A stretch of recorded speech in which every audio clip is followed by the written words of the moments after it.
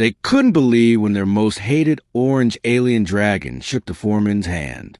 The mining colony of Cragmore.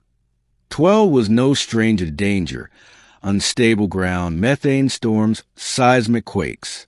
But nothing stirred more fear in the workers than Bragg, the massive orange alien dragon who roamed the slag canyons beyond the perimeter. Bragg had scales the color of rusted fire, claws like mining drills, and a temper no one dared challenge. 2 years ago, he destroyed Drill Site Delta in a blaze of fury, and 5 men barely escaped with their lives.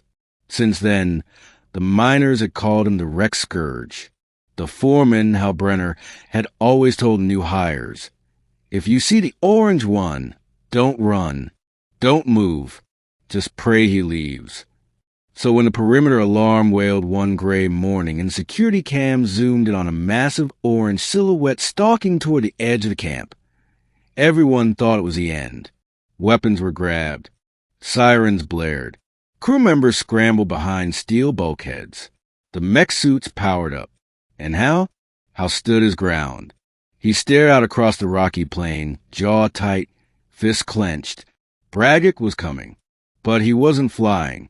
He walked, slowly, deliberately. His molten amber eyes locked onto Hal. The beast's claws scraped the rock as he stopped just outside the fence.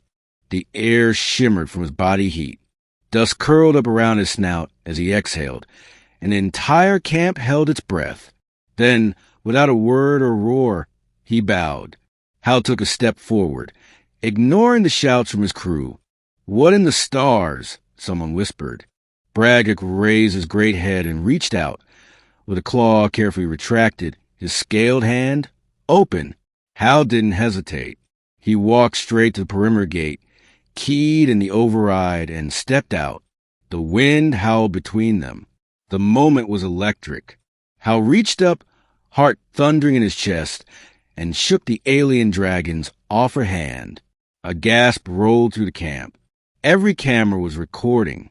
The most feared dragon, Cragmore 12, the so-called destroyer, the monster, the menace, just stood there, calm and still, shaking hands like a diplomat. No one knew what to say. No one understood. It had started 3 weeks earlier. Hal had gone beyond the perimeter with 2 engineers to survey a new drilling zone. They had stumbled into a cave-in, one triggered by an old seismic charge someone had forgotten to deactivate. The rocks fell fast. The engineers screamed. Hal tried to shield them. He lost consciousness. When he awoke, he was alone under rubble, his suit damaged, oxygen leaking. Then came the sound, massive, deliberate footsteps. A low rumble. Dust shifted. Rock cracked. And out of the shadows came the orange dragon. Hal had expected death. He had raised a shaky arm in defiance, ready to die fighting. But Bragg did not strike. He began digging. Carefully, methodically, moving boulders with gentle claws. Hal couldn't believe it. "You're helping?" he croaked, blood on his lips.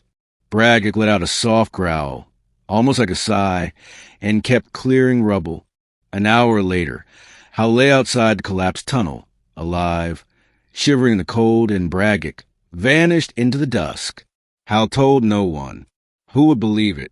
They would say it was a hallucination, that the orange monster had spared him out of luck or madness. But Hal knew what he saw, and when Bragg returned 3 weeks later, Hal was ready. After the handshake, the camp exploded with speculation. Is it a trap?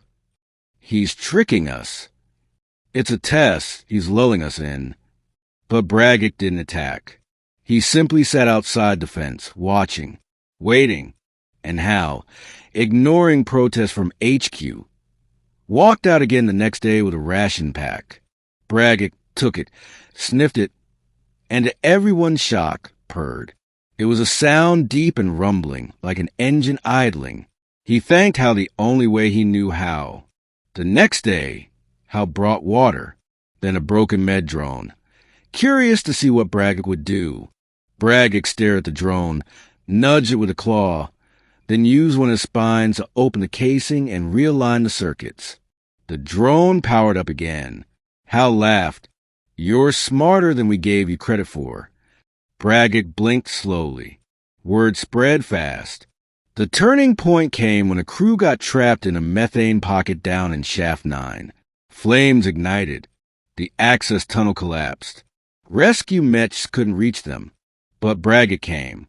Without being asked, without hesitation. He tore through the rock, his armor hide shielding him from the fire.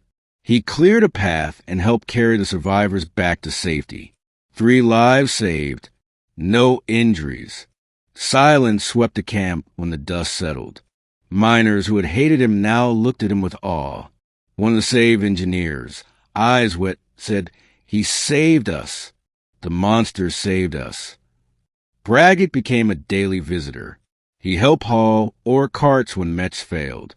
He flattened new paths for safer travel.